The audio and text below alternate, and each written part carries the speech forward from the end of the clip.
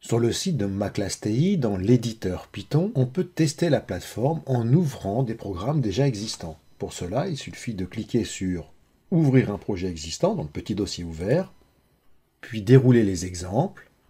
Choisissons par exemple dans les incontournables du BO, multiples et diviseurs. Pour cela, on va cliquer sur « Ouvrir ». Ce script Python est composé de 4 fonctions, multiples, diviseurs, PGCD et L premier.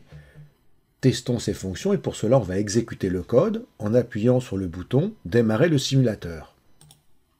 L'écran de la calculatrice apparaît. Pour utiliser une de ces fonctions, on va bien sûr appuyer, comme d'habitude, sur var pour rappeler les variables existantes dans le script. On peut prendre diviseur pour commencer. Allez, on va chercher les diviseurs de 124 et on obtient donc la liste de ces diviseurs.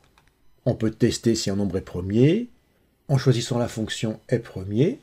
Donc on va appuyer sur var pour la rappeler. On choisit est premier. Choisissons 597 par exemple. Et le script nous indique que 597 n'est pas premier. Essayons maintenant 599. Donc on appuie sur var est premier. On écrit 599. Et là on s'aperçoit que 599 est un nombre premier. On peut aussi, pour tester la plateforme, choisir un projet qui utilise des objets connectés, comme par exemple ici le rover. Donc on retourne sur Ouvrir un projet existant, et on va choisir dans Projet Python Rover, on va choisir par exemple Rover Polygone régulier. On clique sur Ouvrir, et un petit script a été écrit afin de permettre au rover, donc la petite voiture, d'effectuer le parcours suivant, représentant un polygone à 5 côtés, c'est-à-dire un pentagone.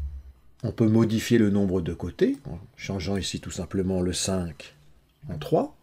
Et rappelons que la présence du petit cadenas au niveau du mode code vous permet de verrouiller l'affichage en mode code. C'est-à-dire pour forcer l'élève à rester en mode code et ne pas éventuellement passer en mode code bloc ou mode hybride. Un message de confirmation est affiché, on appuie sur valider et vous voyez ici la disparition du mode hybride et du mode bloc. Voilà pour la présentation de deux petits scripts qu'on peut ouvrir dans l'éditeur Python de ma classe TI.